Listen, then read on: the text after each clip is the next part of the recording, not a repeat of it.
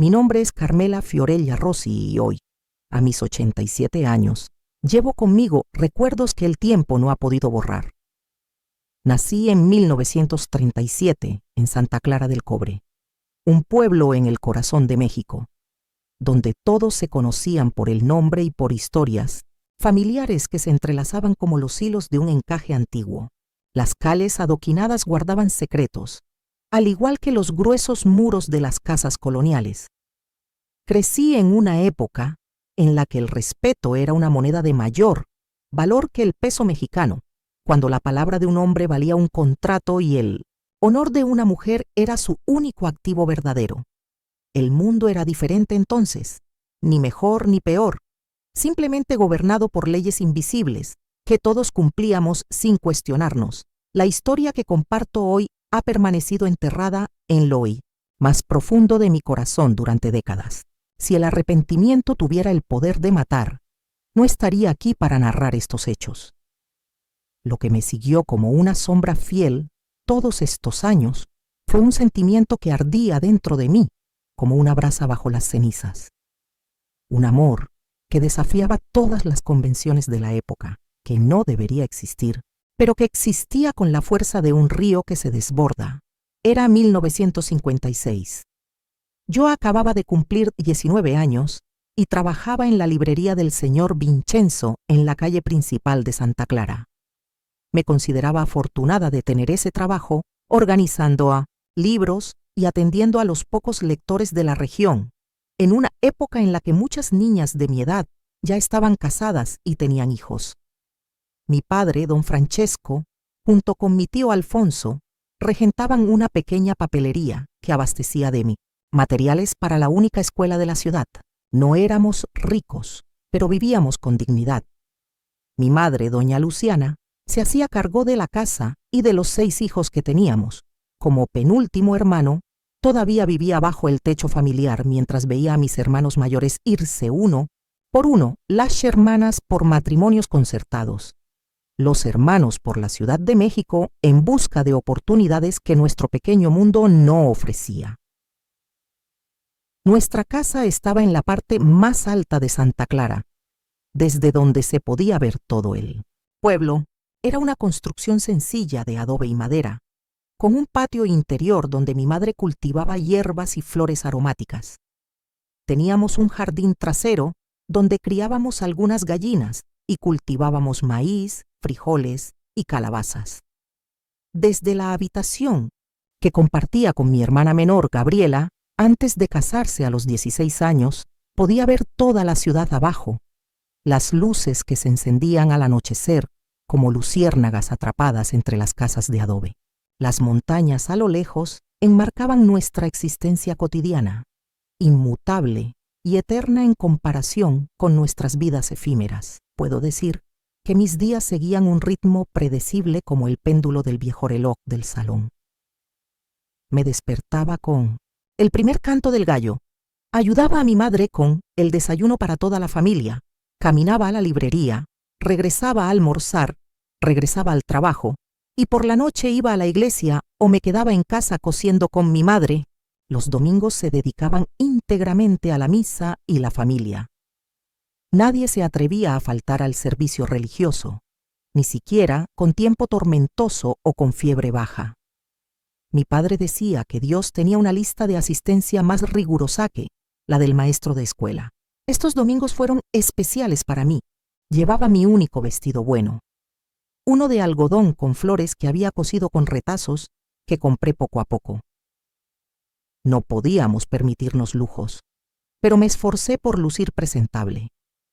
Me cepillé el pelo negro con 100 movimientos precisos, como había leído en una revista americana que llegó por error a la librería, y me apliqué en los labios un poco de carmín que había comprado a escondidas en la pequeña farmacia del señor Martínez. Esa pequeña transgresión era mi secreto, ya que mi padre consideraba que el maquillaje era para mujeres de dudosa moral. Fue uno de estos domingos, en el verano de 1956, cuando todo cambió en mi vida. Nuestra parroquia, la iglesia Nosa Señora das Dores, dio la bienvenida a un nuevo sacerdote. el anterior, el padre Benito, ya tenía más de 75 años y apenas podía subir las escaleras hasta el altar. El recién llegado era sobrino del obispo de Morelia, del que se rumoreaba que fluía más rápido que el agua por el canal. Su nombre era Padre Miguel Valencia Montes. Debía tener unos 35 años, edad que me parecía madura y respetable, pero que para los estándares de los sacerdotes de la región era casi joven. Desde el primer momento me di cuenta de que era diferente a las personas religiosas que conocía. No tenía esa severidad en su rostro, ni esa mirada de quien conoce todos los pecados de la humanidad con solo una mirada. El padre Miguel sonrió. Habló a todos, desde los niños hasta los mayores. Y tu voz, oh, tu voz. Cuando leía los evangelios, durante la misa, hasta los más escépticos guardaban silencio para escucharlo. Era una voz que parecía transmitir algo más que simples palabras. Transmitía vida, emoción, una promesa de días mejores. La llegada del padre Miguel sacudió como un torbellino a nuestra pequeña Santa Clara. Los beatos siguieron comentando sobre él. Algunos aprobaban su forma moderna de celebrar la misa. Otros elevaban oraciones al cielo en protesta contra los cambios que proponía. Los jóvenes, sin embargo, lo adoraban. Creó un grupo juvenil, organizó retiros espirituales e incluso tocó la guitarra en las misas más informales. Fue como un soplo de aire fresco entrando por las puertas de esa iglesia polvorienta y centenaria. Recuerdo como si fuera hoy la primera vez que nuestras miradas se encontraron. Era un domingo de mayo, y el aire estaba perfumado con flores mexicanas, de primavera. La iglesia estaba abarrotada, y el olor de las velas y del incienso se mezclaba con el perfume de las damas más ricas. Llegué tarde. Me había detenido para ayudar a una anciana que se había caído en la plaza, y mi padre me lanzó esa mirada de desaprobación que solo los padres saben dar. Mi madre me tocó el brazo como una advertencia silenciosa para que me comportara. Me senté en el banco de madera y miré hacia el altar, justo cuando el padre Miguel se dirigía a la congregación y pronunciaba el saludo litúrgico. Si has disfrutado esta historia hasta ahora, asegúrate de suscribirte al canal para recibir más relatos conmovedores de vidas extraordinarias como la mía. Deja en los comentarios qué momento de tu vida cambió por completo tu destino. ¿Fue una mirada, una palabra, un encuentro inesperado? Comparte este recuerdo con nosotros y sé parte de nuestra comunidad de cuentacuentos. Ahora, sigamos con esta historia que marcó mi existencia para siempre. En ese momento, sus ojos se encontraron con los míos. Fue como si el tiempo se hubiera detenido por completo, como si toda la iglesia con su centenar de personas desapareciera, dejándonos solo a nosotros dos en ese espacio sagrado. Sentí un intenso calor subir a mi rostro y rápidamente bajé la cabeza fingiendo buscar algo en mi bolsa de tela. Durante todo el servicio evité mirarlo directamente, pero podía sentir su mirada caer sobre mí de vez en cuando. Era una sensación nueva y extraña que nunca antes había experimentado. Mi corazón latía erráticamente, como si hubiera olvidado su propio ritmo. Cuando llegó la hora de la comunión, hice fila como todos. Mis piernas temblaron levemente mientras avanzaba paso a paso. Cuando llegó mi turno, el padre Miguel colocó la hostia en mi lengua y nuestras miradas se volvieron a encontrar. Vi algo diferente en sus ojos, un brillo, una vacilación, una pregunta no formulada. No sé cómo explicarlo con precisión. Lo único que sé es que regresé a mi asiento con el corazón latiendo tan fuerte que temí que todos a mi alrededor lo escucharan. Mi madre notó mi cara sonrojada y me preguntó en un susurro si me sentía bien. Mentí, diciendo que era solo el calor de la iglesia llena de gente, pero no era eso. Era algo que estaban haciendo dentro de mí, algo que debía asfixiar ese mismo domingo, pero que en cambio cultivé y que cambiaría mi vida para siempre. En los días siguientes, comencé a asistir a la iglesia con más regularidad. Participé en todos los preparativos de las fiestas religiosas en la Plaza de Armas, ayudé con la catequesis de los niños, colaboré en todo lo que me pudiera dar la oportunidad de estar cerca de él. El padre Miguel siempre me trató con amabilidad y cortesía, pero mantuvo una distancia respetuosa. Esto solo aumentó mi deseo de acercarme como una polilla atraída por una llama, ignorando el peligro de quemarme. Las otras chicas de la ciudad también suspiraron por él, no lo puedo negar. Era invitable, un hombre joven, apuesto y elocuente que hablaba del amor y la compasión con tanta convicción.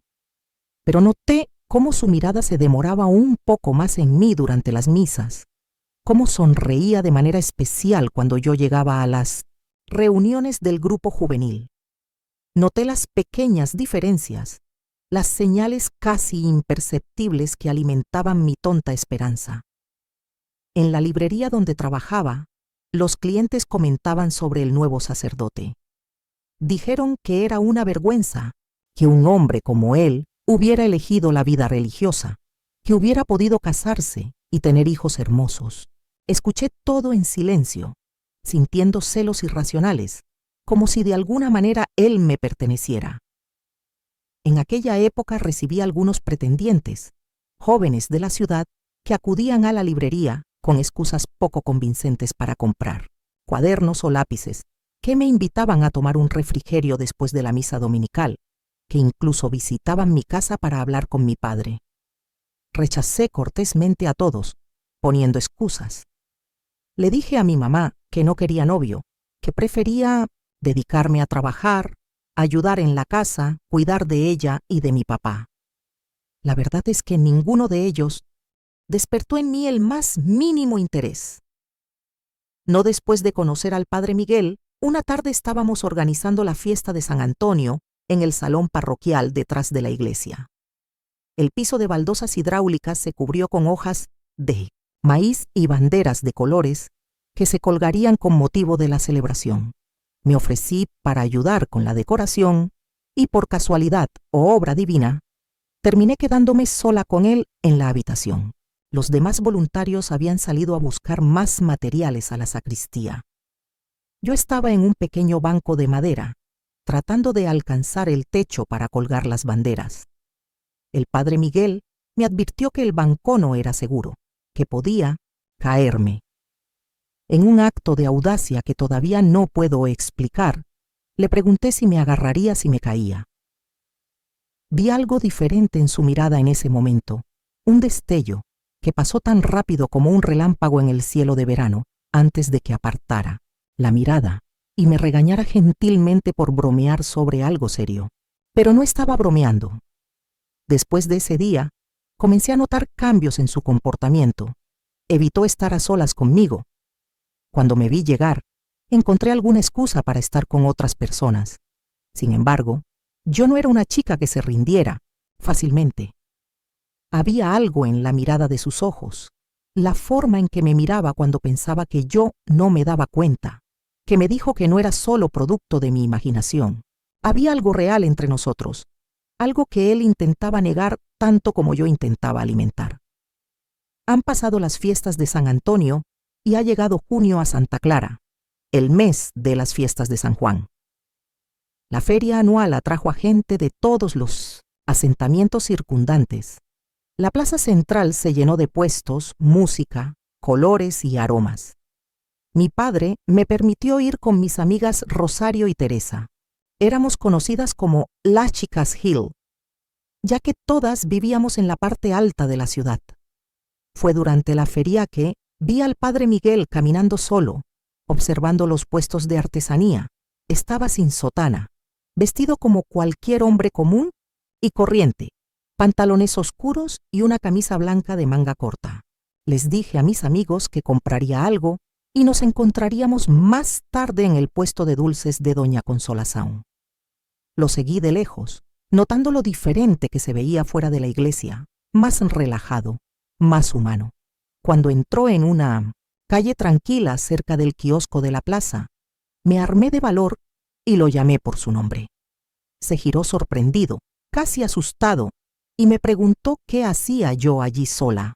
Respondí que nunca lo había visto sin su sotana. Su respuesta fue que a veces necesitaba sentirse como los demás.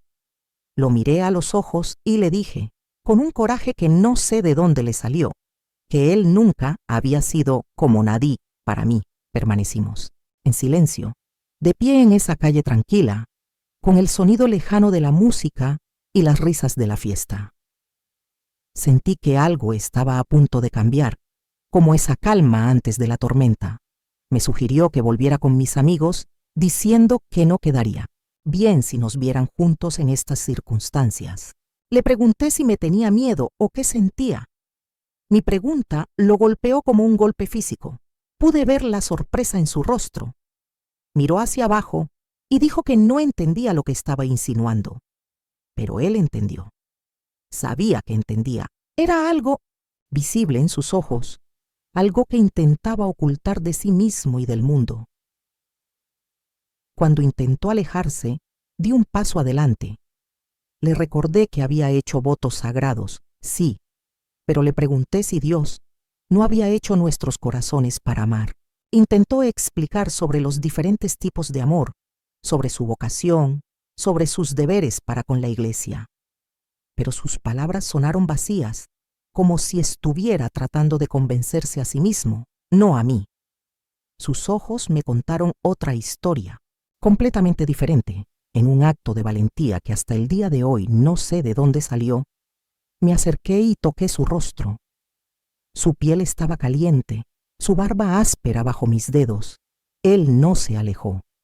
Sus ojos estaban fijos en los míos, oscuros y profundos, llenos de conflicto. Lo llamé Miguel, sin el padre por primera vez. Le dije que sabía que él también sentía algo por mí, y en aquella cálida noche de junio, bajo las estrellas mexicanas y el lejano sonido de la música de feria, hicimos lo que no debíamos haber hecho. Nos besamos. Sus manos agarraron mi cintura acercándome. Mis manos se enredaron en su cabello. El mundo desapareció a nuestro alrededor.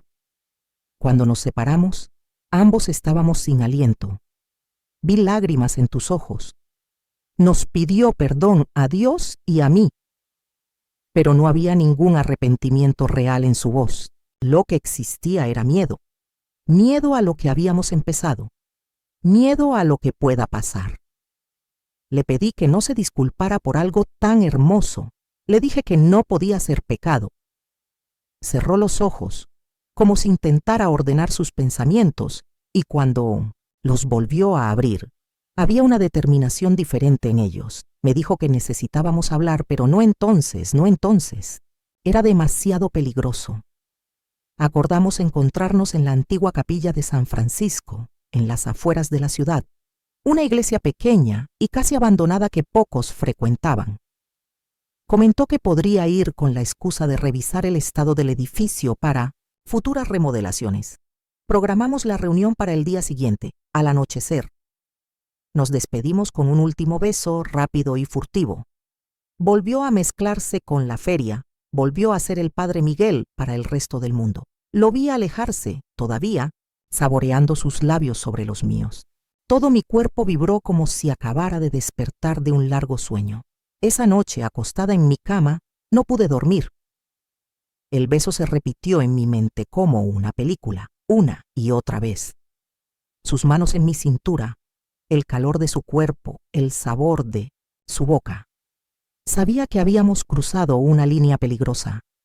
Sabía que el camino por delante sería difícil, lleno de obstáculos, pero en ese momento, lo único que importaba era que él también sentía lo mismo, que no era solo mi imaginación, que había algo real entre nosotros, algo lo suficientemente fuerte como para hacerlo cuestionar sus votos. Al día siguiente, inventé una excusa en casa. Dijo que ayudaría a Rosario a organizar los libros en la pequeña biblioteca parroquial. Mi madre no hizo muchas preguntas, pero sentí su mirada sospechosa siguiéndome hasta la puerta. Tomé un atajo detrás del mercado y seguí el camino de Sbue, tierra que conducía a la capilla de San Francisco. Llegué antes que él. La capilla era tal como la recordaba, pequeña, sencilla, con su campanario donde ahora anidaban los pájaros. La puerta de madera estaba cerrada, pero las vidrieras laterales dejaban entrar la luz, creando patrones en el suelo de piedra, cubierto de hojas secas arrastradas por el viento. Me senté en un banco de piedra junto a la entrada, esperando. Mi corazón latía tan fuerte que sentí que se me iba a salir de la garganta. Estaba nerviosa, ansiosa, asustada y al mismo tiempo absolutamente segura de lo que quería. Escuché pasos y me levanté rápidamente. Miguel venía por el camino vestido con 1900 de su sotana negra, lo que me sorprendió. Pensé que vendrías de civil, como en la feria. Cuando se acercó, su rostro estaba serio, preocupado. No era la expresión de un hombre que va a encontrarse con la mujer que había besado el día anterior. Era la de alguien que llevaba un peso enorme sobre sus hombros. Me dijo que había pasado toda la noche orando pidiendo a Dios una señal, una guía.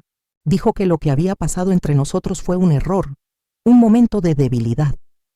Pero mientras decía estas palabras, su cuerpo temblaba al mirarme. Mi corazón se rompió cuando escuché sus palabras. Habló de votos, de castidad, de promesas hechas a Dios. Pero no podía ignorar lo que habíamos sentido, y a pesar de intentar convencerme de que debíamos parar, que no podía continuar, fue incapaz de mirarme a los ojos y decirme que no sentía nada. Cuando finalmente me miró, sus ojos brillaban con lágrimas no derramadas. Dijo que no importaba, o lo que sentía, solo lo que era correcto, y me hizo preguntarme quién decidió lo que era correcto, la iglesia, Dios o su propio corazón. Intentó alejarme con razones prácticas, que yo era joven, hermoso, que merecía un hombre libre, una vida sencilla, pero no quería a nadie más, lo quería a él. Y en ese momento la tensión se rompió. Me tomó en sus brazos y me besó de nuevo. Un beso desesperado, intenso, lleno de pasión reprimida y miedo.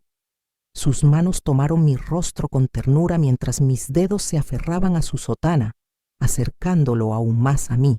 Nos separamos, respirando con dificultad, y luego me confesó que no podía mantenerse alejado, que lo había intentado, pero que yo había despertado algo en él, algo dormido, desconocido. Le rogué que no luchara, que buscáramos una solución. Me tomó de las manos y me preguntó qué solución podría haber. No podía dejar el sacerdocio de la noche a la mañana, y aunque pudiera, el escándalo destruiría nuestras vidas. Sugerí que nos fuéramos lejos, a otra ciudad, Ciudad de México, Guadalajara, donde nadie nos conocía. Me preguntó si estaría dispuesto a abandonar a mi familia, a mis padres, a mis hermanos. Esa pregunta me dolió. Me imaginé el rostro triste de mi madre, el juicio silencioso de mi padre, pero también sentí algo más fuerte que me atraía hacia él. Dijo que necesitábamos tiempo para pensar, para saber si lo que sentíamos era amor verdadero o solo tentación. Acepté, aunque cada fibra de mi cuerpo anhelaba respuestas inmediatas. Propuso que nos viéramos discretamente, no en la capilla. Sería demasiado obvio. Luego habló del viejo molino abandonado en el camino a Pátzcuaro, una edificación remota y alejada del camino principal. Allí podríamos reunirnos una vez por semana sin levantar sospechas. Quedamos en vernos los martes, por la tarde, cuando él visitaba a familias campesinas de la región. Y así comenzó nuestro ritual secreto. Cada martes inventaba una excusa diferente. Iba a un grupo de estudio bíblico, visitaba a un amigo enfermo, ayudaba en la biblioteca. Mi madre empezaba a sospechar. Noté en sus ojos, en su silencio, cuando me veía demasiado arreglada para algo tan simple. Pero eso no me detuvo.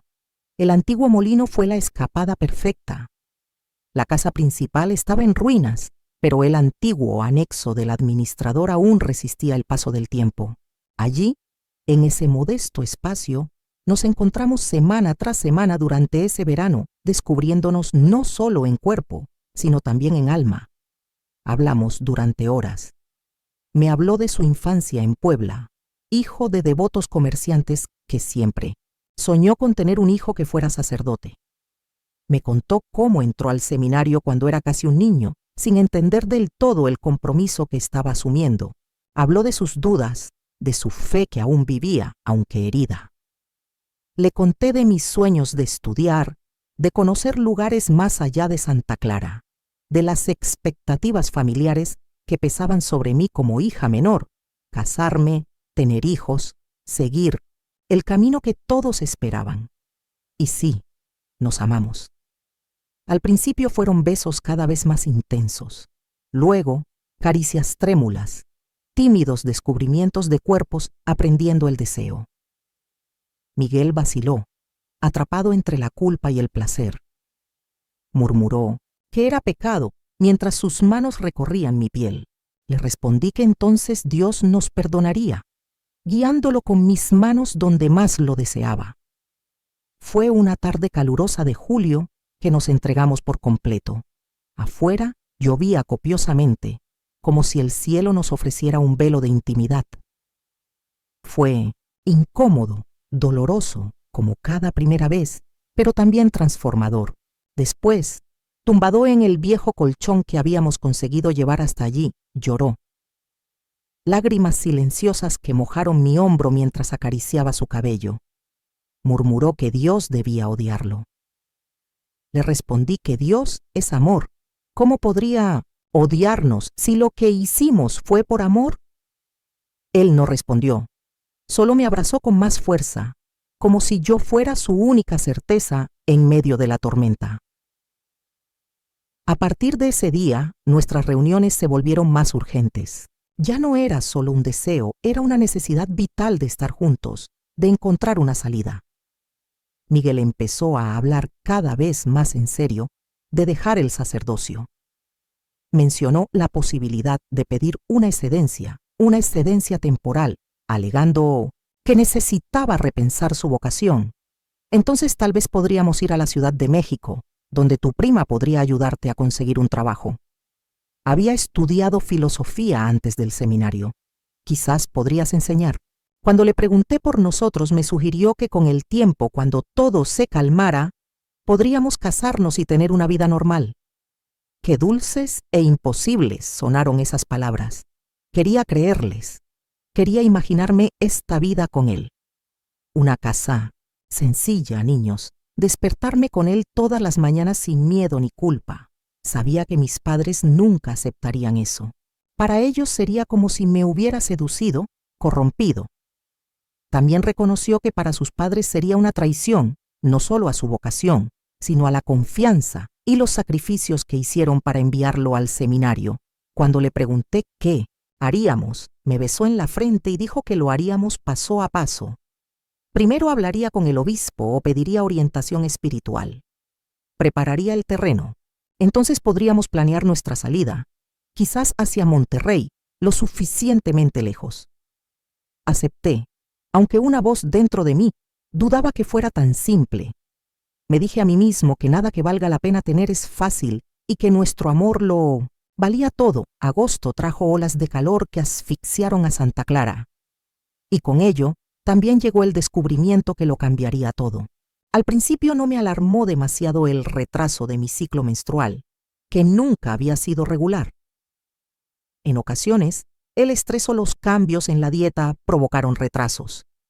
Pero cuando una semana se convirtió en 2 y luego en 3, no pude seguir, ignorando la posibilidad que ya se cernía sobre mí. Podría estar embarazada. Los signos estaban ahí.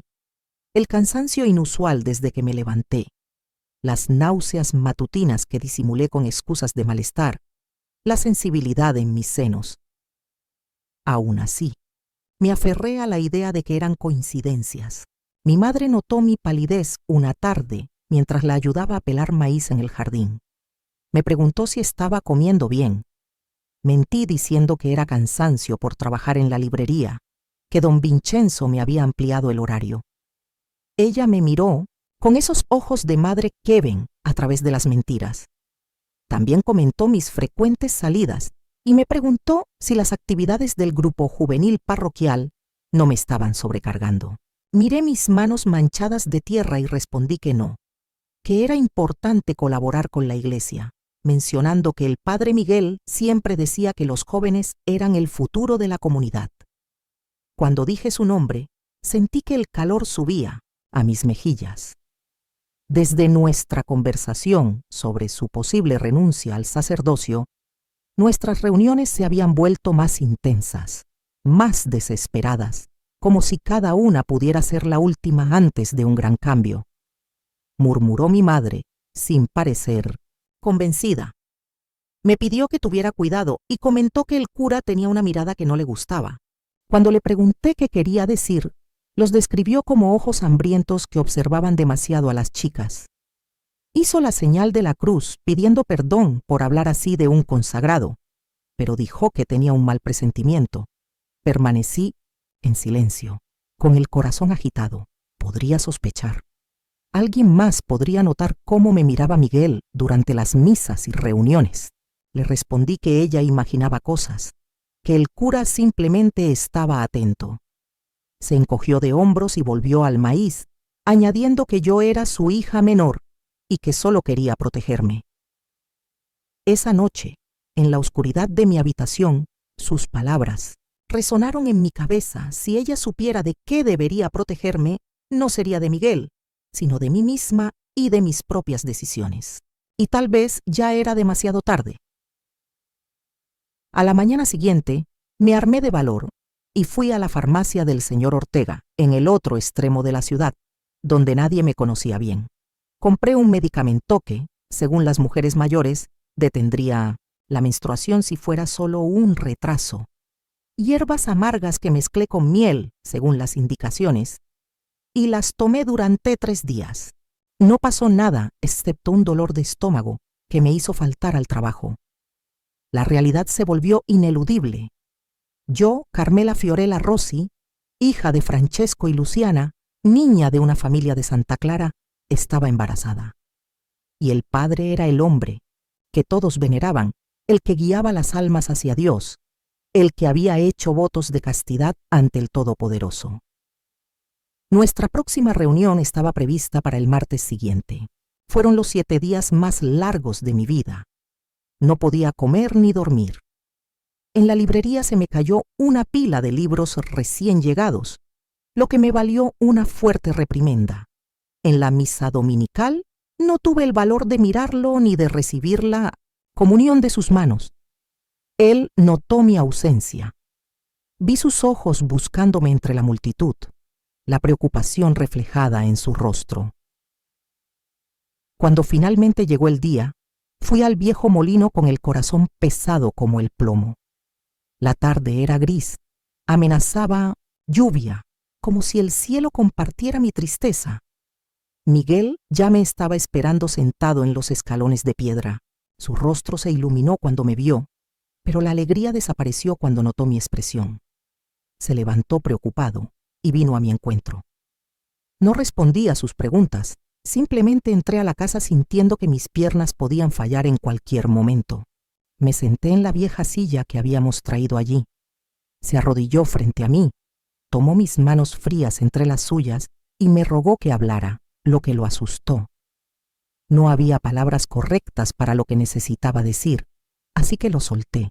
Estaba esperando un hijo, tu hijo. El silencio que siguió fue eterno. Su rostro atravesó una tormenta de emociones, conmoción, incredulidad, miedo y finalmente un pánico tan claro que casi sentí pena por él. Murmuró, Dios mío, repetidamente, caminando de un lado a otro, pasándose las manos por el cabello. Lloré sin poder contenerme. No sé qué esperaba. Tal vez que me abrazara, que dijera que todo estaría bien, pero su reacción fue puro terror. Le recordé que no era solo culpa mía, él también lo sabía. Me miró con lágrimas en los ojos y se arrodilló nuevamente, apoyando su cabeza en mi regazo. Le temblaban los hombros. Le acaricié el pelo con ternura como si los papeles se hubieran invertido. Ahora era yo quien tenía que consolarlo, ser fuerte. Le pregunté qué haríamos. Levantó su cara mojada y dijo que no sabía, que un hijo lo cambió todo. Intentó decir que antes era diferente, que ahora la situación era mucho más grave, un escándalo que destruiría todo, su vocación, mi señoría, el futuro que habíamos imaginado. Le recordé que aún podíamos empezar de nuevo. Sería difícil, sí, nos juzgarían, pero podríamos afrontarlo juntos por nuestro hijo. Por un momento vi esperanza en sus ojos, pero rápidamente se desvaneció. Volvió a ser el sacerdote que calculaba cada paso. Dijo que necesitaba tiempo, unos días, para hablar con alguien que pudiera ayudar, un mentor del seminario. Me tomó la cara entre las manos y prometió encontrar una buena salida para todos, pero ya no pudo decir nuestro hijo, y eso lo dijo todo. Nos despedimos con un beso triste, sin la pasión de antes. Acordamos vernos en el mismo lugar y hora la semana siguiente. Cuando me fui sentí que algo en mí también me decía adiós. Desde el molino miré hacia atrás y vi a Miguel de rodillas en el suelo polvoriento, con las manos juntas en oración, la imagen misma de la desolación. La semana que siguió fue una mancha de angustia y miedo.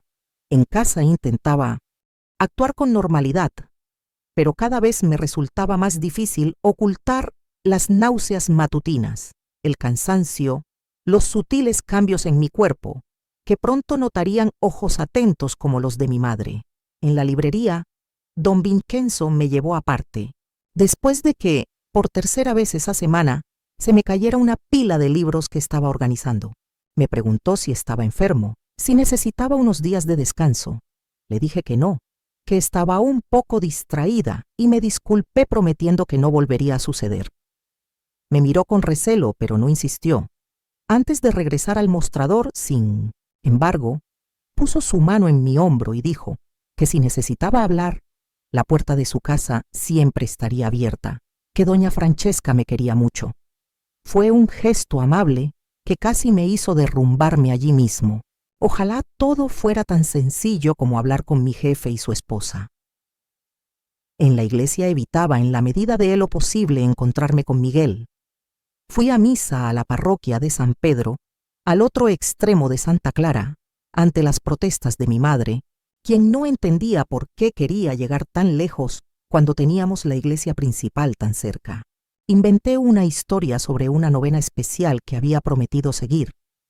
El martes tardó una eternidad en llegar. Cuando finalmente llegó, fui al molino con el corazón un poco más tranquilo. La semana de reflexión debería haber ayudado a Miguel a organizar sus ideas y encontrar una solución práctica a nuestro problema.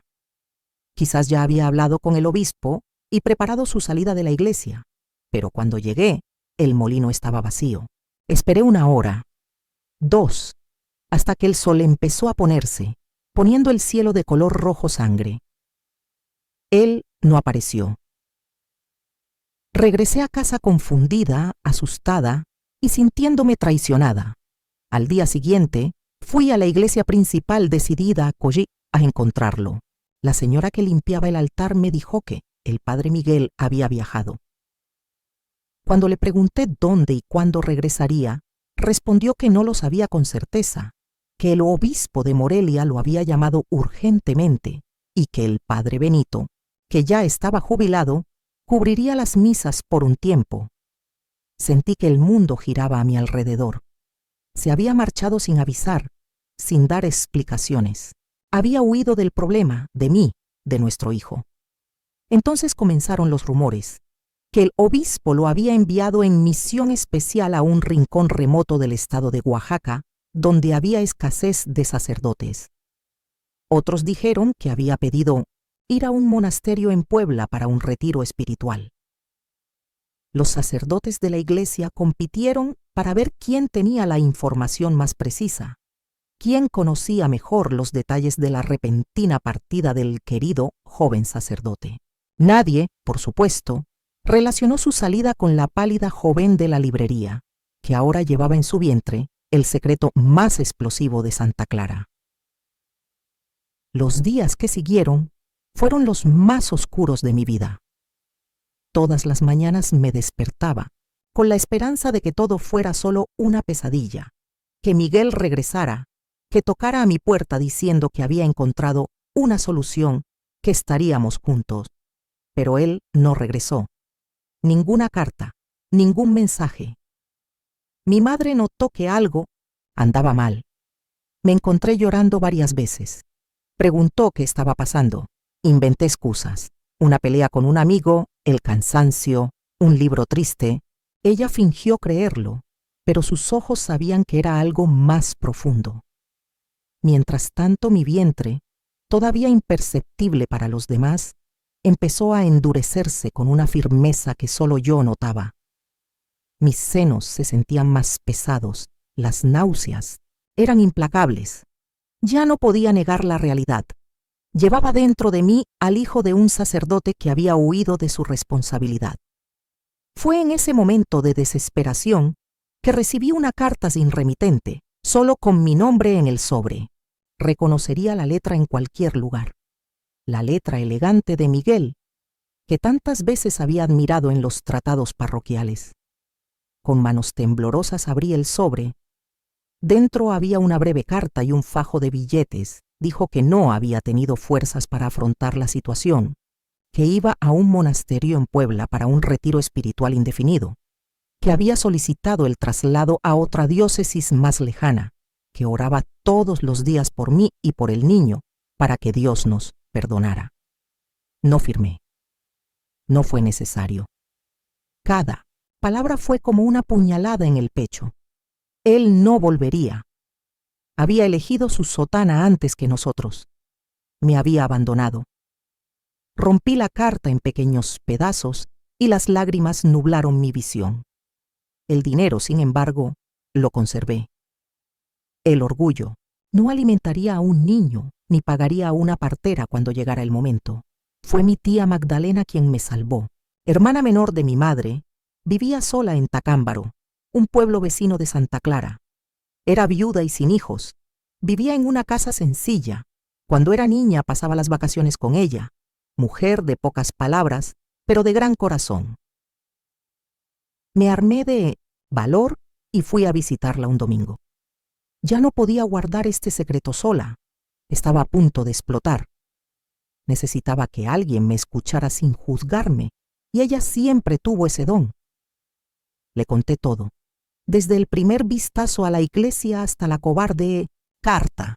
Lloré como nunca, allí en su sencilla cocina, con olor a café recién hecho y pan dulce.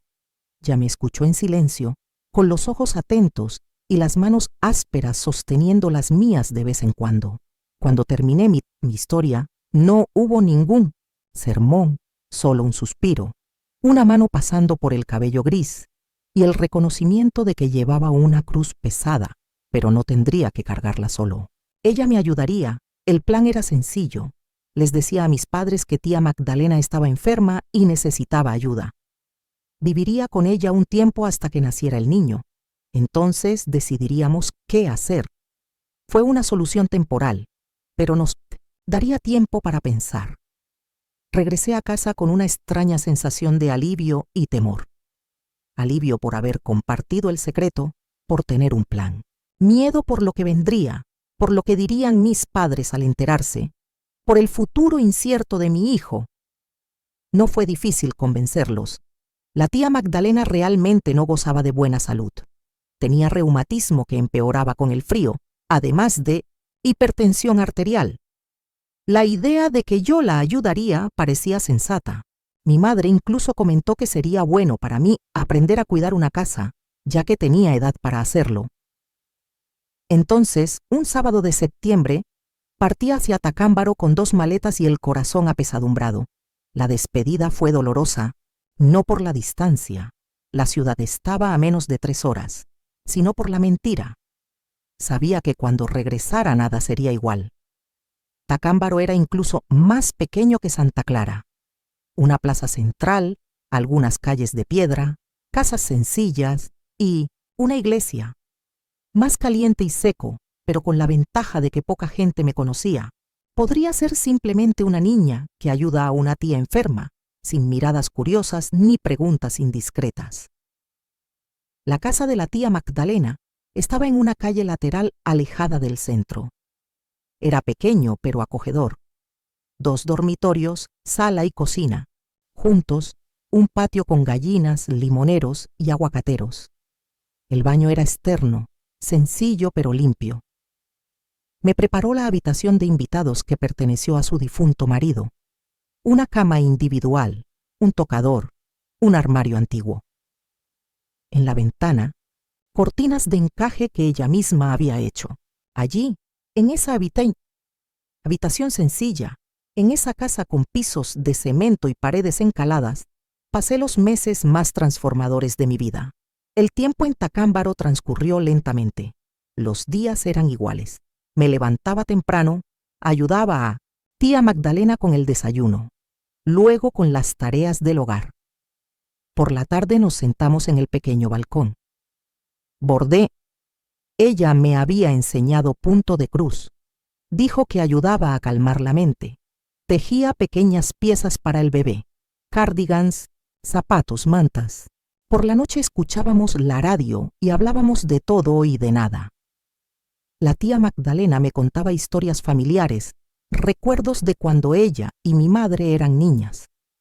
Me habló de mi abuelo, un hombre estricto pero justo, de mi abuela, que murió muy joven de neumonía, de lo difícil que fue crecer sin una madre, con un padre incapaz de demostrar afecto. La escuchaba fascinado, entendiendo mejor a mi propia madre, entendiendo su dureza, su preocupación constante, su miedo a que nos pasara algo malo. Mi barriga estaba creciendo. Ya no podía salir a la ciudad sin miedo a que me reconociera alguien, que mis padres conocían y que pudiera estar de paso. La tía Magdalena hizo las compras. Los cambios en mi cuerpo ahora eran visibles, innegables. Ya no era solo un secreto en el alma, era una vida que palpitaba dentro de mí, empujando el pasado hacia un futuro incierto. Durante esos meses en Tacámbaro, mi rutina se volvió silenciosa y repetitiva. Cuidaba la casa, ayudaba todo lo que podía, para no pensar demasiado. Cuando alguien preguntaba por mí, tía Magdalena siempre respondía que yo la ayudaba en casa, la cuidaba. Al tercer mes de mi estancia, mi madre vino a visitarme desde Santa Clara. Fue una visita tensa. Me observó con una mirada diferente y fija, notando los cambios en mi cuerpo a pesar de la ropa holgada que llevaba. No preguntó nada, pero sus ojos lo decían todo. Lo sabía, o al menos lo sospechaba. Ella no estaba lista para confirmar sus temores y yo tampoco estaba listo para confesarlos. Se quedó solo un día. Regresó a Santa Clara con una canasta de frutas del jardín de la tía Magdalena y dejó tras de sí un silencio denso que se instaló entre nosotros como una niebla. Lloré toda la noche después de que él se fue, sintiendo el abismo que se abría entre mi familia y yo. La tía Magdalena, de 65 años, y con su serena sabiduría, hizo lo mejor que pudo para consolarme. Me dijo que con el tiempo todo sería más fácil, que cuando naciera el bebé podremos hablar más claro. Me aferré a esas palabras como quien se aferra a un trozo de madera en un naufragio. Necesitaba creer que había un futuro para mí y para mi hijo, aunque fuera diferente al que había imaginado. No supe nada más sobre Miguel. Aparte de esta carta, no hubo ningún otro contacto. Constantemente me preguntaba dónde estaba, qué hacía, si alguna vez pensaba en mí, si sentía remordimiento, si tendría el coraje de encontrar algún día a su hijo. Fue una lluviosa mañana de enero cuando comenzaron las contracciones. Eran intensos, más fuertes de lo que jamás imaginé que podría soportar. La tía Magdalena, que había visto mucho en su larga vida, reconoció de inmediato las señales del parto y llamó a doña Esperanza, la partera del pueblo, una mujer de 70 años que había traído al mundo a la mitad de la población de Tacámbaro. Llegó rápidamente con su maletín de cuero y sus manos callosas pero suaves. Me examinó, confirmó que el bebé estaba en camino y me dio instrucciones claras: agua caliente, toallas limpias, tijeras hervidas. El parto fue largo, doloroso, una prueba de resistencia y de fe. No había anestesia ni médico, solo una partera experimentada y una cariñosa tía a mi lado. Con cada contracción pensaba en Miguel, en cómo me dejó sola, en cómo nunca podría perdonarlo. Pero entonces, después de lo que me pareció una eternidad, escuché un grito fuerte y decidido, el sonido más poderoso que jamás había escuchado. Mi hijo había venido al mundo anunciando su presencia con fuerza. Me lo entregaron envuelto en una manta, pequeño, rojizo. Llorando enérgicamente, al verlo, todo el sufrimiento, la vergüenza y la tristeza parecieron desaparecer. Lo miré a los ojos y sentí un amor que nunca creí posible, un amor que eclipsaba todo lo demás. Lo llamé Mateo, un hombre fuerte, sencillo, que no revelaba su origen ni el peso del pasado, un nombre que podría abrir caminos, no cerrarlos. Tía Magdalena, conmovida, me acompañó en este primer momento de maternidad. En ese momento tomé una decisión definitiva. Miguel había hecho su elección al irse. Ahora yo haría el mío. Criaría a mi hijo sola, con orgullo, con amor. No necesitaría saber que su padre era un hombre que escogía sus votos por encima de su propia sangre. Mateo dormiría sobre mi pecho esa noche y muchas otras, y juntos encontraríamos un nuevo camino. Los primeros meses fueron agotadores, pero también los más felices de mi vida. Noches sin dormir, lactancia materna constante, montañas de pañales, que lavar, ropita diminuta que planchar, pero también estaban las sonrisas desdentadas, el calor de su cuerpecito contra el mío, la certeza de tener algo valioso, algo que nadie podría quitarme. La tía Magdalena era un ángel en esa época. Me ayudó a descansar, yo cuidé a Mateo. Ella me enseñó pacientemente los secretos de ser madre, aunque nunca había tenido hijos propios. Me preparó infusiones para aumentar mi leche, sopas que me fortalecieron. Me dijo que debía ser fuerte, que ese chico me necesitaría mucho. Mis padres no sabían nada sobre el nacimiento. No tuve el coraje de decírselo. Inventaba excusas cada vez que llamaban o querían venir, que tía Magdalena estaba peor, que el clima no ayudaba, cualquier pretexto para posponer el inevitable enfrentamiento. Pero sabía que no podía ocultar a Mateo para siempre. Estaba creciendo rápido, fuerte, con mejillas redondas y ojos vivaces que cada vez se parecían más a los de su padre. Cuando Mateo cumplió 3 meses, reuní el coraje que me faltaba. Le escribí una carta a mi madre contándole todo. No mencioné a Miguel, solo dije que había cometido un error, que lo sentía, pero que amaba a mi hijo y quería criarlo con dignidad. Pedí perdón por el dolor causado, pero no por Mateo. Nunca me arrepentiría de tenerlo. La respuesta no fue una carta, sino una visita. Una tarde lluviosa vi a mis padres bajarse de la vieja camioneta frente a la casa de tía Magdalena.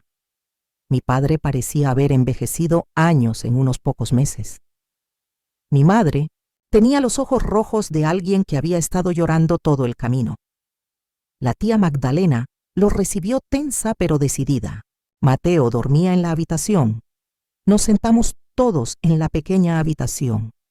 Mi padre no dijo una palabra durante mucho tiempo. Solo me miró como si no me reconociera. Fue mi madre quien habló primero y me preguntó por qué no había confiado en ellos, por qué había decidido ocultar algo tan importante. Respondí, con lágrimas en los ojos, que tenía miedo. Miedo de su decepción, miedo de su juicio, miedo de perder su amor. Mi padre finalmente habló y preguntó quién era el padre del niño. Dudé. No quería mentir, pero tampoco quería revelar el nombre de Miguel. No para protegerlo, sino para evitar un escándalo aún mayor.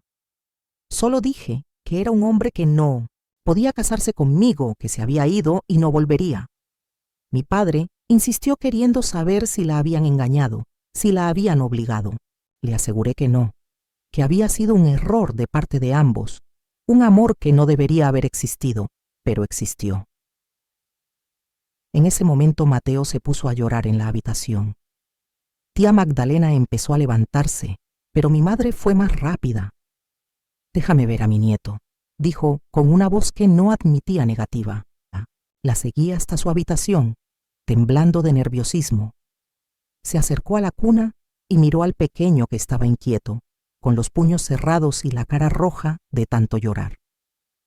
Lo tomó en sus brazos con la habilidad de quien crió a 6 hijos y lo meció suavemente. Mateo, sorprendentemente, se calmó casi al instante. Ella lo observó durante un largo momento, notando cada rasgo, cada detalle. Luego, se volvió hacia mí con los ojos llorosos y me dijo: «Tiene tus ojos, Carmela, y la barbilla de tu padre». Fue como si me quitaran un gran peso de encima.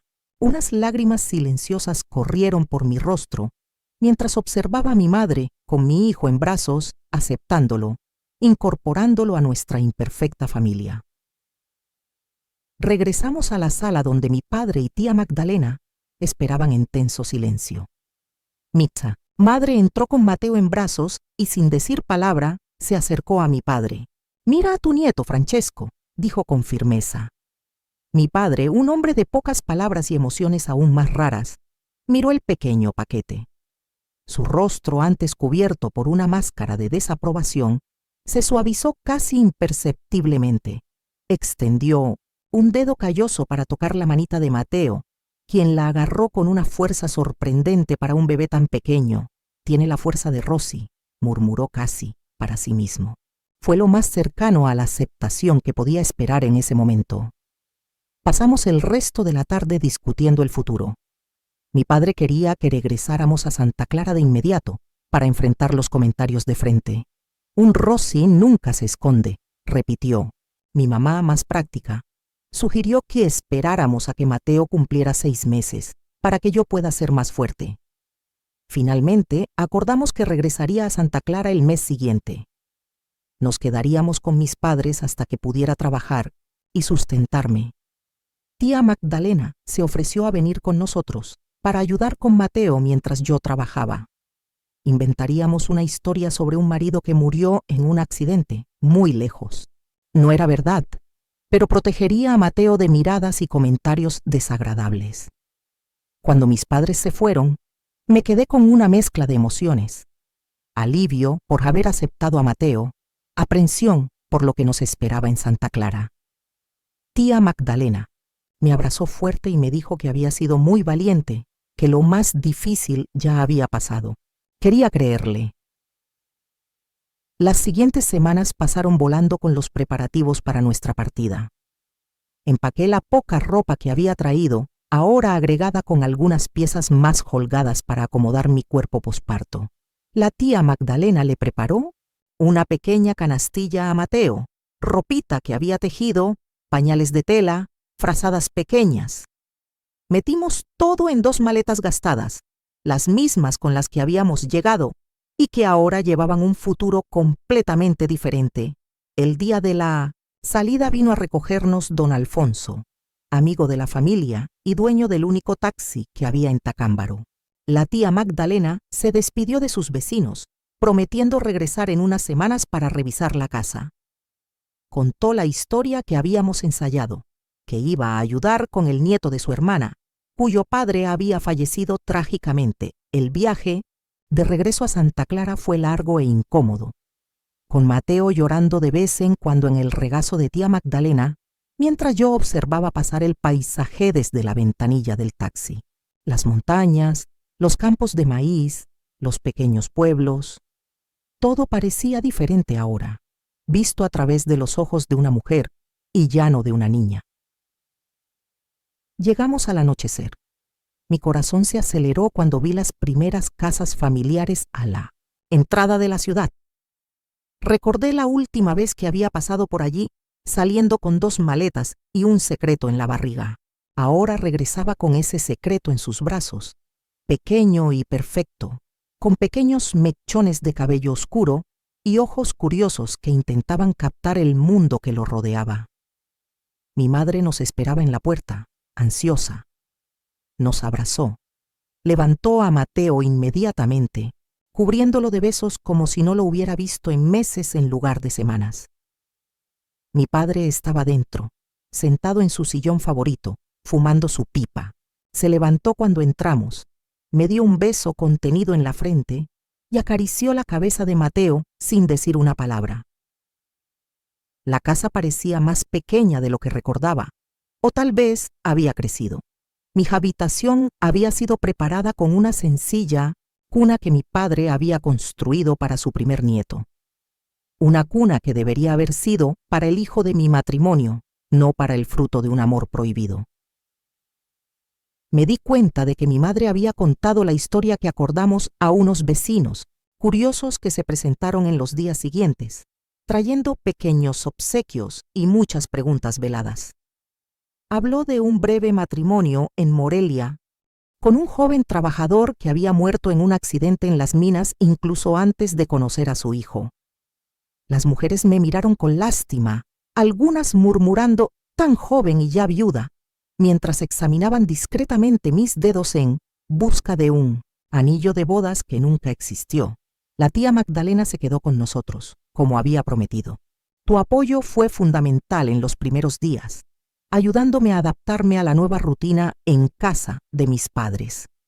Mi madre, aunque cariñosa con Mateo, todavía mantenía cierta reserva conmigo, como tratando de reconciliar a la hija obediente que había criado con la mujer que regresaba con un hijo en brazos. Una semana después de nuestro regreso, don Vincenzo vino a visitarnos. Fue un alivio ver su rostro amable, sus ojos sin prejuicios. Le trajo un osito de peluche a Mateo y una propuesta para mí. Mi trabajo en la librería todavía estaba disponible si quería volver.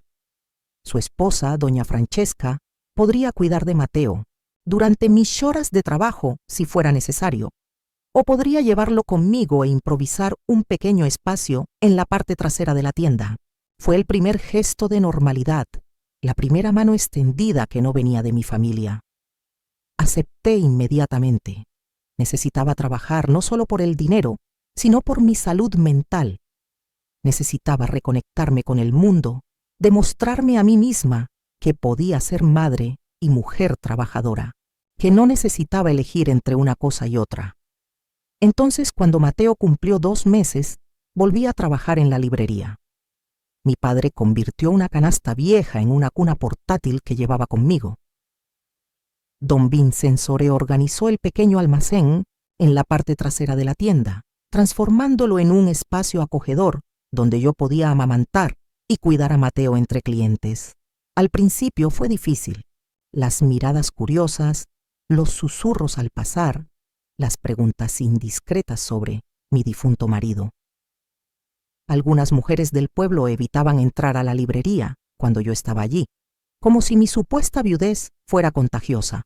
Otros vinieron especialmente a verme, a evaluar mi situación, a compartir historias con sus amigos. Don Vincenzo fue mi protector durante este periodo. Era estricto con quienes intentaban hacer preguntas inapropiadas y acogedor con quienes mostraban genuina amabilidad. Tu respeto y el de doña Francesca me dieron fuerzas para afrontar los días. Poco a poco las noticias se volvieron obsoletas. La fascinación por mi historia decayó y nuevos escándalos ocuparon mi lugar en los chismes de la ciudad. Mateo creció fuerte y sano. Tus primeras sonrisas, tus primeras palabras, tus primeros pasos. Cada logro fue celebrado por nuestra pequeña familia como un milagro. Mi padre, inicialmente distante, poco a poco se fue acercando a su nieto. Empezó a fabricar pequeños juguetes de madera para él, a llevarlo a dar breves paseos por el jardín y a enseñarle los nombres de las herramientas en su taller improvisado. Mi madre volvió a ser mi aliada. Por las noches, después de que Mateo se dormía, nos sentábamos en el patio y hablábamos como no lo hacíamos desde que yo era un adolescente. Ella confesó que siempre supo que algo estaba pasando entre el padre Miguel y yo. Vuelve la mirada, nota mis constantes salidas, los cambios en mi comportamiento. No había mencionado nada por miedo, por negación, por no querer creer lo que tenía ante sus ojos. ¿Qué pasa con él?, preguntó una noche, cuando llevábamos casi un año en casa. Nunca volví a saber de él, Le hablé de la carta, del dinero, de su desaparición. Me apretó la mano con fuerza y dijo que los hombres como él no merecían nuestras lágrimas, que yo había demostrado más coraje afrontando todo sola que él huyendo de sus responsabilidades. ¿Pero qué le diré a Mateo cuando me pregunte por su padre? Pregunté, angustiada por la mentira que tendríamos que guardar por el resto de nuestras vidas. Dile que su padre lo amaba pero no podía quedarse, respondió sabiamente. No es una completa mentira y es todo lo que un niño necesita saber. Pasaron los años. Mateo cumplió 3 años, luego 5. Era un niño inteligente, curioso, de sonrisa fácil y temperamento tranquilo, tan diferente a la tormenta que había marcado su concepción y nacimiento. En el colegio, cuando le preguntaban por su padre, repetía la historia que le habíamos enseñado, que había muerto en un accidente laboral antes de nacer. Los niños son crueles a veces, pero Mateo tenía un espíritu fuerte. Los comentarios desagradables corrieron a través de él como agua. Mientras tanto seguí en la librería, ahora como gerente. Don Vincenzo y doña Francesca se habían convertido para nosotros en una especie de familia adoptiva. Cuando decidieron jubilarse y regresar a su Italia natal, me ofrecieron la oportunidad de comprar la librería en cuotas mensuales que podría pagar a lo largo de muchos años. Fue un gesto de confianza que cambió nuestras vidas. Entonces, a los 27 años, me convertí en dueño de la única librería de Santa Clara. Transformé el lugar, ampliando la sección infantil, organizando tardes de lectura para niños, importando libros de otros países. Mateo creció entre estanterías, desarrollando desde pequeño el amor por los libros y el conocimiento. La vida siguió su curso, con alegrías y tristezas como cualquier otra. Tía Magdalena decidió quedarse con nosotros definitivamente vendiendo su casa en Tacámbaro. Dijo que ya no podía vivir separado de Mateo, quien se había convertido en la luz de sus días. Mi padre falleció repentinamente de un infarto cuando Mateo tenía 7 años. Fue un duro golpe para todos nosotros, especialmente para mi hijo, que había desarrollado una relación especial con su abuelo. En su funeral noté por primera vez la presencia de un hombre que observaba la ceremonia desde lejos, medio escondido, bajo la sombra de un árbol en el cementerio. Incluso después de todos estos años, reconocería esa silueta en cualquier lugar. Miguel había regresado a Santa Clara. No se lo mencioné a nadie. Después de dar el pésame y regresar a casa, cuando todos se retiraron, salí en silencio y caminé hacia la plaza de la iglesia. Sabía que él estaría allí, esperando. Y así fue, sentado en un banco, mayor, más delgado, con algunos mechones grises en las sienes, pero sin lugar a dudas el mismo hombre que me había roto el corazón años atrás. Carmela, dijo al verme levantándose. Su voz todavía tenía el mismo efecto en mí, incluso después de tanto tiempo. ¿Qué estás haciendo aquí?, pregunté, manteniendo la distancia, abrazando mi propio cuerpo como protección. Explicó que lo habían trasladado de regreso a la región, que ahora trabajaba en una parroquia en Uruapán, a unas horas de distancia. Se había enterado de la muerte de mi padre a través de un viejo conocido y había venido a presentar sus respetos. Pero ambos sabíamos que no era solo eso. ¿Cómo está nuestro hijo?, preguntó con voz vacilante. Mi hijo está bien, respondí, con firmeza. Mateo es un niño sano, inteligente y feliz. Noté cómo le dolía mi énfasis en lo mío, pero no me importó. Había perdido el derecho a compartir la paternidad de Mateo en el momento en que decidió irse. Me gustaría conocerte, dijo después de un largo silencio. La ira que creía haber superado explotó en mi interior. 8 años. 8 años sin una palabra, sin un gesto, sin nada más que esa cobarde carta y el dinero que nunca había usado, guardado en una caja como recordatorio del precio que él pensaba que valían mi silencio y mi dignidad. ¿Para qué?, yo pregunté. ¿Desaparecer de nuevo cuando la responsabilidad se vuelve demasiado grande? ¿Para confundirlo? Él cree que su padre murió antes de que él naciera. Es mejor así. Soy tu padre, insistió, con la voz ligeramente temblorosa. No, respondí con toda la calma que pude reunir.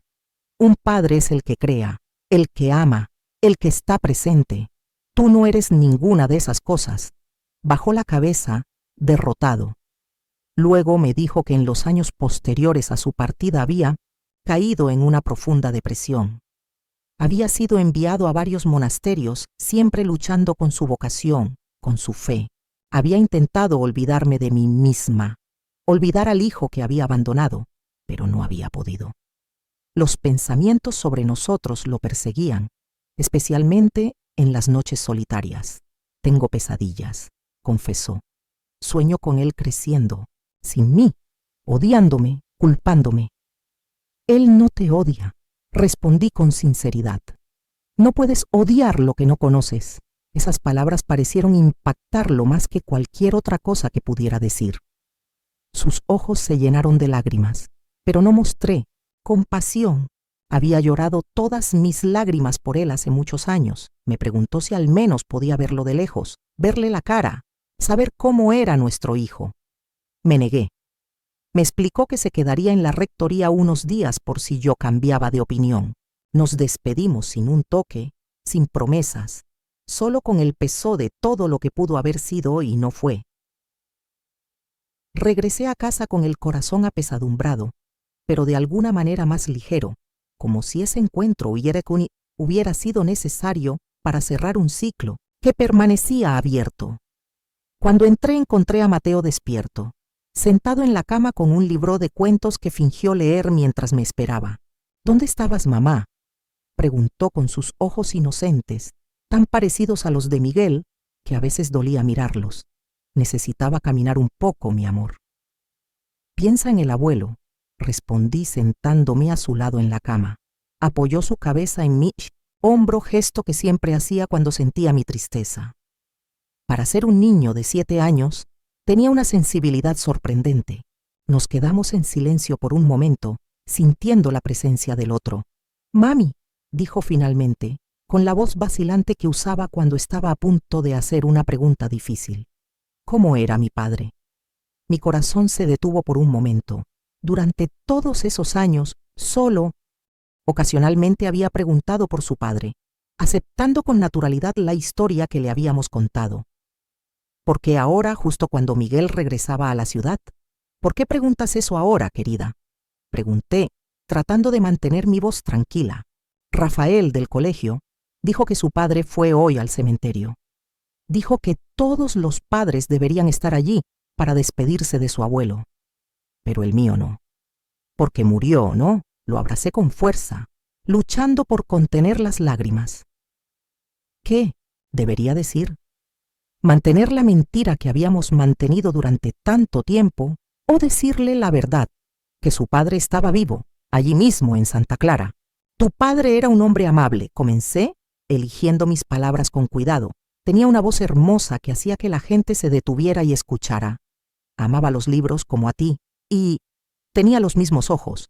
Mateo sonrió, complacido con esos pequeños detalles que nunca antes había compartido. ¿Me amaba?, preguntó con la cruel sinceridad de los niños. Le encantó la idea de ti, respondí, lo más cerca de la verdad que pude. Pero a veces, Mateo, la gente tiene que tomar decisiones difíciles. Tu padre tuvo que irse incluso antes de que nacieras. No porque quisiera, sino porque tenía que hacerlo. No era exactamente una mentira, pero tampoco era la verdad completa. Pero ¿cómo se le explica a un niño que su padre había elegido a Dios y a la Iglesia por encima de él? ¿Cómo hacerle comprender conceptos de deber, vocación y pecado que incluso nosotros, los adultos, apenas entendemos? Pareció aceptar mi explicación, al menos en ese momento. Besé su frente y lo ayudé a acostarse nuevamente. Le conté una historia hasta que se quedó dormido, observando su rostro tranquilo, sus pequeñas manos relajadas sobre la manta. A la mañana siguiente tomé una decisión. Después de dejarlo en la escuela, caminé hasta la rectoría. Miguel salió a recibirme apenas se enteró de mi presencia. Había expectación en sus ojos, esperanza. Se puede ver, dijo sin preámbulos. Pero desde lejos, él no puede saber quién eres. Y eso no te dará ningún derecho sobre él. La alegría en su rostro casi me hizo reconsiderar, pero me mantuve firme. Le expliqué que Mateo salía de la escuela al mediodía, que solía jugar en el parque de enfrente con sus amigos durante una media hora antes de venir a la librería, donde pasaba las tardes conmigo. ¿Estarás allí hoy?, preguntó con voz ahogada. Todos los días, respondí. Me di vuelta para irme, pero él dijo mi nombre. Carmela, gracias.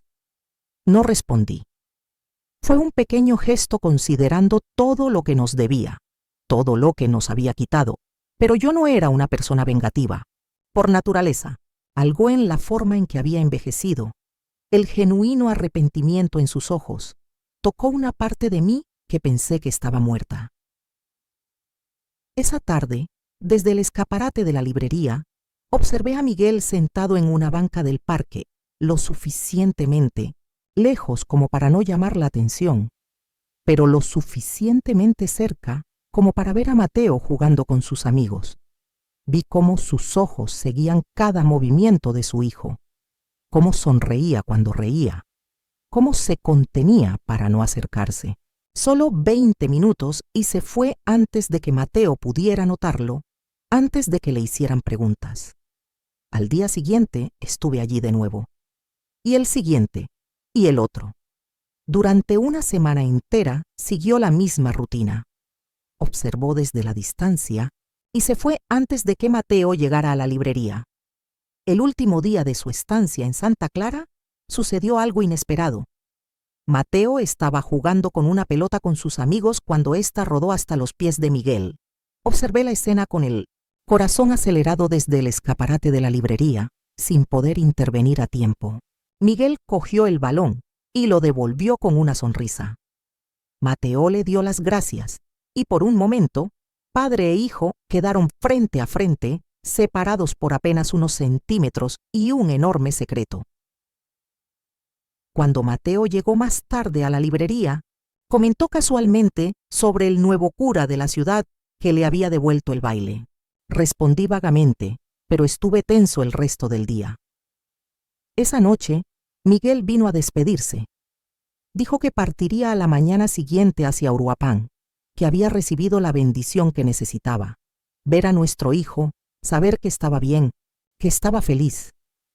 Tiene tu amabilidad, Carmela, dijo con los ojos húmedos. Tu sonrisa. Le di las gracias sin saber exactamente por qué. Tal vez porque finalmente reconoció mi parte en todo esto. Tal vez porque se iba nuevamente sin causar más daño. ¿Puedo escribirle?, preguntó de repente. Cuando sea mayor, explica, pide perdón. Dudé. La idea de que Mateo algún día supiera la verdad me aterrorizaba. Pero también sabía que no podía protegerlo para siempre, que algún día tendría edad suficiente para comprender y tomar sus propias decisiones. Cuando tenga 18 años, respondí finalmente. No antes. Y tendrás que enviarme las cartas primero. Quiero leerlas antes de decidir si está listo. Michael asintió, agradecido por esta pequeña concesión.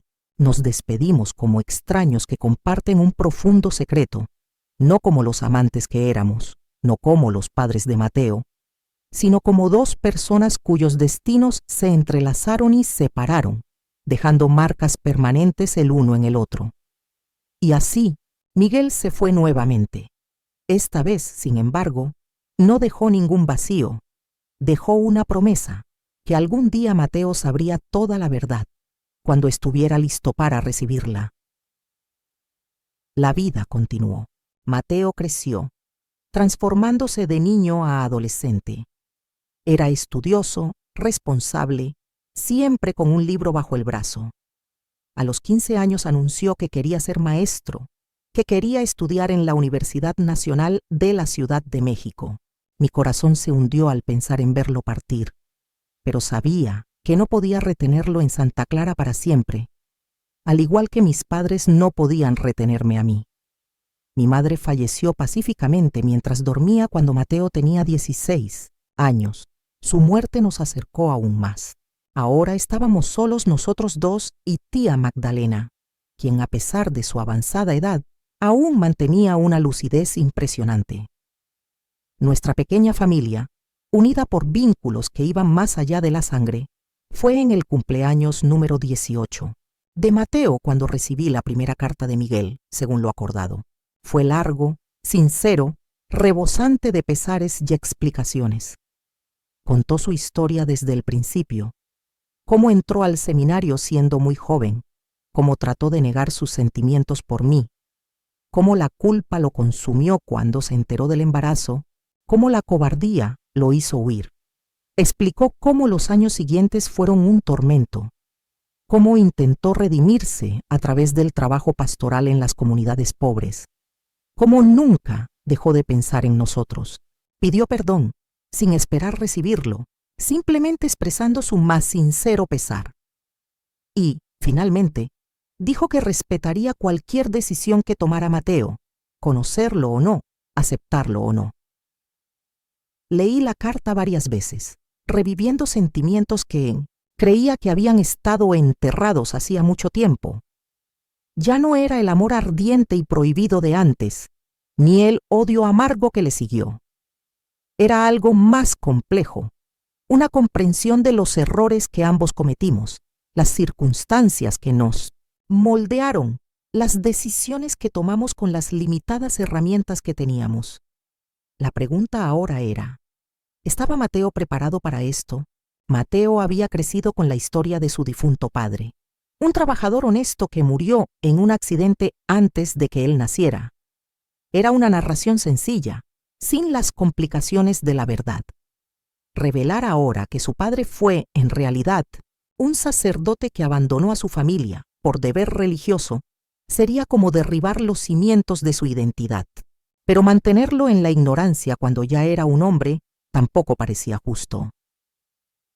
Durante días, debatí internamente qué hacer. Consulté a tía Magdalena, quien siempre había sido mi confidente y consejera. Su respuesta fue como siempre sabia. La verdad te hace libre, Carmela. Puede que primero duela, pero luego cura. La mentira puede proteger, pero también aprisiona. Decidí que era el momento. La noche de su cumpleaños, después de que sus amigos se fueron y estábamos solo nosotros, dos sentados en el porche, le entregué un pequeño paquete. ¿Qué es esto?, preguntó curioso. Una parte de tu historia que nunca te conté, respondí, sintiendo que mi corazón se aceleraba. Dentro del paquete estaba la carta de Miguel y una vieja fotografía que había conservado todos estos años, la única que tenía de él, discretamente recortada de un folleto parroquial. Mateo abrió el sobre confundido y empezó a leer. Vi sus expresiones cambiar a medida que avanzaba en el texto. Sorpresa, conmoción, ira, tristeza, todo pasando por su rostro como nubes en un cielo tormentoso. Cuando terminó, guardó silencio durante lo que pareció una eternidad. Luego me miró, lloroso, y me preguntó simplemente, ¿por qué? No hubo necesidad de dar más detalles. Sabía exactamente lo que estaba preguntando. ¿Por qué la mentira? ¿Por qué el secreto? ¿Por qué revelarlo ahora? Para protegerlo, respondí sintiendo mis propias lágrimas. Para protegernos a todos. Era una época diferente, Mateo. Una época en la que este tipo de escándalo destruiría no solo nuestras vidas, sino también la de él. Está vivo, murmuró. No como una pregunta, sino como una comprensión que estaba tratando de asimilar. Mi padre está vivo. Sí, confirmé. Y a él le gustaría conocerte si quieres. Mateo volvió a mirar la carta y luego la foto. Vi sus dedos tocar el rostro de Miguel buscando similitudes, conexiones. Se parece a mí, dijo en voz baja. Sí, estuve de acuerdo. Tienes tus ojos y tu barbilla. Mateo se levantó bruscamente y se guardó la carta en el bolsillo. Dijo que necesitaba pensar, caminar, asimilar todo eso. Me rompió el corazón verlo salir por la puerta, sabiendo que estaba dolido, confundido, tal vez incluso enojado conmigo por todos los años de mentir. Pero también sabía que necesitaba ese espacio, ese tiempo para procesar una verdad que cambió fundamentalmente todo lo que creía sobre sí mismo. No dormí esa noche. Me quedé en la habitación esperando su regreso, temiendo que pudiera hacer algo impulsivo, irse a Uruapan, enfrentarse a Miguel o simplemente escapar de la realidad que le acababa de imponer. Pero Mateo siempre fue sensato, incluso en tiempos de crisis. Regresó a la mañana siguiente, con los ojos enrojecidos, cansado, pero más tranquilo. Se sentó a la mesa de la cocina mientras yo preparaba café. Durante largos minutos, ninguno de los dos habló. Él fue quien rompió el silencio. ¿Lo amabas? Lo es, preguntó sin mirarme directamente. Mucho, respondí honestamente. De una manera que parecía consumir todo dentro de mí. Era joven, Mateo, y era diferente a cualquier hombre que hubiera conocido. Mateo asintió, absorbiendo la información. Luego preguntó algo que me sorprendió. ¿Aún lo amas? Me detuve por un momento reflexionando. No como antes, respondí finalmente. Ese tipo de amor es como una llama, intensa pero a menudo efímera. Lo que siento ahora es más complejo. Hay momentos en los que todavía me siento enojado por lo que hizo, por la forma en que nos dejó. Pero también entiendo las circunstancias, las presiones que enfrentó. Creo que lo perdoné, aunque nunca se lo dije. Mateo permaneció en silencio por un momento y luego simplemente dijo, «Quiero conocerte». No me sorprendió. Conocía a mi hijo, su curiosidad natural, su deseo de comprender el mundo en todas sus complejidades.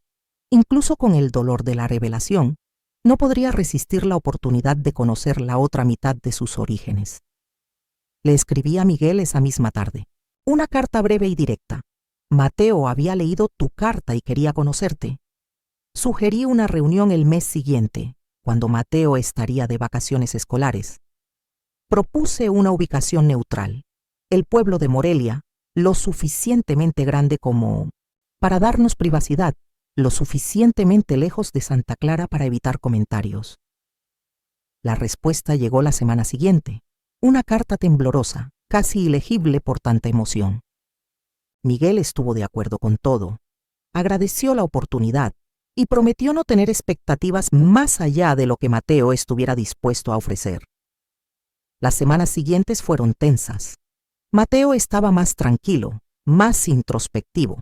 Pasaba horas en la biblioteca municipal, investigando sobre la iglesia, las vocaciones religiosas, tratando de comprender el mundo que había tomado por asalto a su padre. Por las noches, a veces lo encontraba releyendo la carta de Miguel, estudiando cada palabra como si buscara pistas de un misterio. Yo también estaba nervioso. Hacía tantos años que no veía a Miguel, no sabía cómo sería este encuentro, cómo me sentiría al verlo nuevamente, verlo conocer a nuestro hijo. Tenía miedo de que resurgieran viejos sentimientos, que volviera la ira, que toda la situación pudiera dañar a Mateo de alguna manera. La tía Magdalena, con su habitual sabiduría, me calmó. Eres fuerte, Carmela, siempre lo has sido. Y también criaste a un hijo fuerte. Confía en él, confía en ti misma. Por fin ha llegado el día. Viajamos a Morelia en un autobús matutino, en silencio, cada uno perdido en sus propios pensamientos. Habíamos quedado en encontrarnos con Miguel al mediodía, en un pequeño restaurante del centro de la ciudad. Cuando llegamos, él ya estaba allí, sentado en una mesa al fondo, vestido de civil, pantalones oscuros y camisa blanca, sin cuello clerical. Cuando nos vio se puso de pie. Su rostro era una mezcla de alegría, miedo y expectación. Había envejecido. Bien. Ahora tenía el pelo casi completamente gris y algunas arrugas alrededor de los ojos y la boca. Pero seguía siendo el mismo hombre que había capturado mi corazón décadas atrás. Mateo, dijo con la voz quebrada. Qué honor conocerte finalmente. Mi hijo le tendió la mano formalmente, como había planeado hacer. Pero algo en la expresión de Miguel, la emoción genuina en sus ojos, debe haber tocado algo dentro de él. En lugar del distante apretón de manos, Mateo dio un paso adelante y rápidamente lo abrazó. Fue un gesto breve, casi tímido, pero vi lágrimas en los ojos de Miguel cuando se separaron. Al principio el almuerzo fue incómodo, lleno de silencios, incómodos y preguntas vacilantes. Mateo quería saber sobre la infancia de Miguel, sobre cómo decidió ingresar al seminario, sobre su trabajo actual. Miguel respondió con cuidado, sin mencionar nuestra relación pasada, centrándose solo en los hechos de su vida. Observé a los dos interactuando, notando las similitudes no solo físicamente, sino en gestos, expresiones, formas de pensar. Poco a poco la conversación se fue haciendo más fluida. Miguel preguntó sobre los estudios de Mateo, sobre sus planes de ir a la universidad, sobre sus libros favoritos. Cuando descubrió que mi hijo quería ser maestro, sus ojos brillaron de orgullo. Iluminarás muchas mentes, dijo con sinceridad. Entonces, un momento, Mateo preguntó abruptamente. ¿Te arrepientes de habernos dejado? La pregunta flotaba en el aire como una nube espesa. Miguel me miró brevemente y luego se volvió hacia Mateo con una seriedad que no había mostrado hasta entonces. Todos los días, respondió en voz baja. Cada día de mi vida. Fue la decisión más cobarde que he tomado jamás y llevaré este arrepentimiento hasta mi último aliento. Mateo asintió, absorbiendo la respuesta. No hubo perdón inmediato, ni reconciliación instantánea, solo el reconocimiento silencioso de una verdad compartida. Después del almuerzo, los tres caminamos por la ciudad, hablando un poco más libremente. Miguel preguntó si podría volver a encontrarse con Mateo, tal vez durante las próximas vacaciones escolares. Mateo, para mi sorpresa, estuvo de acuerdo. No estaba dispuesto a perdonar del todo, a aceptar a Miguel como padre, pero sí a conocerlo, mejor, a comprender quién era ese hombre que constituía la mitad de su existencia. Ustedes tienen la misma manera de fruncir el ceño cuando piensan, dije, mientras íbamos en el autobús de regreso a Santa Clara esa noche. Mateo sonrió levemente, la primera vez en ese largo día. Parece un buen hombre, dijo finalmente. Lo es, respondí. Un buen hombre que cometió errores como el resto de nosotros. A partir de ese encuentro, se empezó a gestar una relación cautelosa. Mateo intercambiaba cartas con Miguel ocasionalmente. Durante las vacaciones escolares del año siguiente, pasó una semana en Uruapán, conociendo la vida de su padre, el trabajo que hacía con las comunidades indígenas y el respeto que se había ganado entre los feligreses. Regresó de este viaje más tranquilo, más decidido. Él construyó algo bueno allí, me dijo. Ayuda a mucha gente. Quizás fue lo correcto en ese momento. No abandonarnos, por supuesto, añadió rápidamente. Pero continuar con su trabajo, estuve de acuerdo en silencio. A lo largo de los años, había llegado a una conclusión similar. Miguel no fue un mal hombre que nos abandonó por egoísmo, sino un hombre dividido entre el deber y el amor, que tomó una decisión terrible en un momento de pánico y luego tuvo que vivir con las consecuencias, como nosotros. Cuando Mateo se fue a la Universidad Nacional de la Ciudad de México, a los 18 años para estudiar letras y ser maestro, Miguel estaba en la estación de autobuses con nosotros, una presencia discreta, pero significativa. Todavía no lo llamé padre. Usé su nombre, Miguel, pero había un respeto mutuo, un vínculo que poco a poco crecía entre ellos. Para mí verlos juntos fue agridulce. Por un lado, estaba feliz de que Mateo finalmente tuviera la oportunidad de conocer a su padre, de construir algún tipo de relación con él. Por otro lado, no pude evitar pensar en lo diferente que hubiera sido si Miguel hubiera encontrado el coraje de quedarse, si hubiésemos enfrentado el escándalo, las dificultades. Juntos, si hubiéramos criado a Mateo como una familia, pasaron los años. Mateo se graduó con honores. Se convirtió en profesor en una escuela secundaria de la Ciudad de México. Se casó con Elena, una joven bibliotecaria que conoció en la universidad. A la ceremonia asistió Miguel, ya delicado de salud tras años de duro trabajo y desinterés. no estaba en el altar, no dirigía los votos. Ese papel recayó en un sacerdote amigo más joven, pero sí estuvo presente, sentado discretamente entre los invitados, con lágrimas en los ojos cuando nuestro hijo dijo, sí. Al año siguiente, cuando supo que iba a ser abuelo, Miguel enfermó gravemente. Un infarto, dijeron los médicos. Estaba en un hospital de Uruapan. Cuando recibimos la noticia, Mateo insistió en visitarlo de inmediato. Me ofrecía acompañarlo, pero dijo que prefería ir solo. Se quedó con su padre durante 3 días. Cuando regresó estaba transformado. Me volvió a pedir perdón, dijo emocionado. Dijo que lo que más lamentaba era haberme perdido cuando era niño, que daría cualquier cosa por volver y hacer algo diferente. ¿Y qué dijiste?, pregunté suavemente. Que lo perdoné, respondió simplemente. ¿Quién entendió que a veces las personas cometen errores que las definen para siempre, pero eso no significa que sean malas personas? Miguel sobrevivió a esa crisis, aunque se volvió más frágil. Se retiró del trabajo parroquial activo y se mudó a una pequeña casa en las afueras de la Ciudad de México, no lejos de donde vivían Mateo y Elena. No fue una coincidencia, por supuesto. Quería estar lo suficientemente cerca para encontrarme con mi nieto que estaba en camino. Cuando nació, Miguel, sí, Mateo y Elena decidieron honrar a su abuelo poniendo su nombre a su primogénito. Fui a la capital a encontrarme con mi nieto y reencontrarme con Miguel.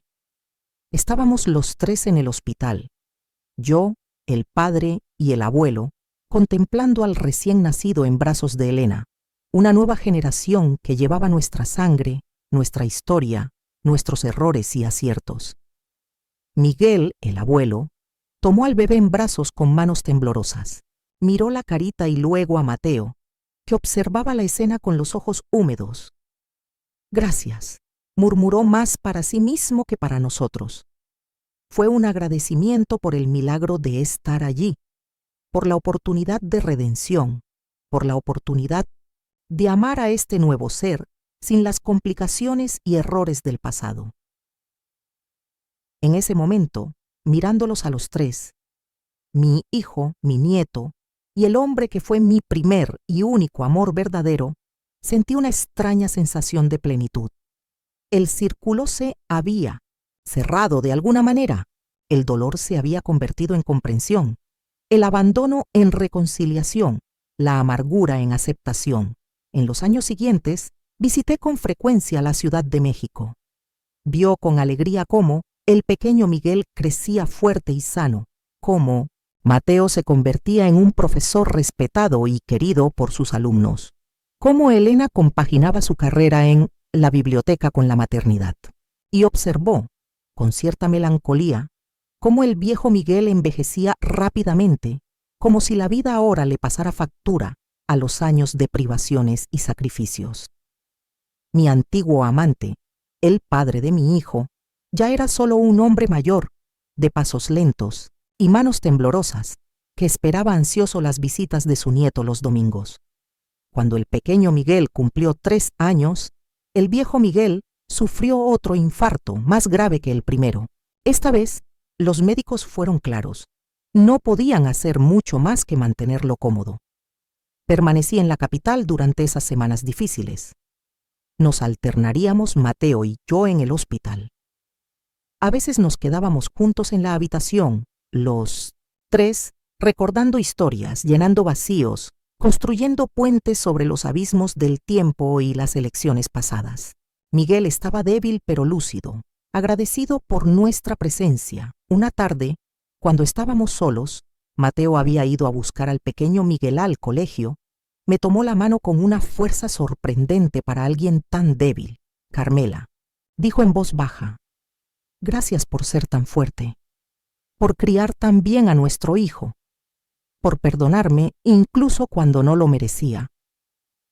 Le devolví el apretón y sentí lágrimas en los ojos.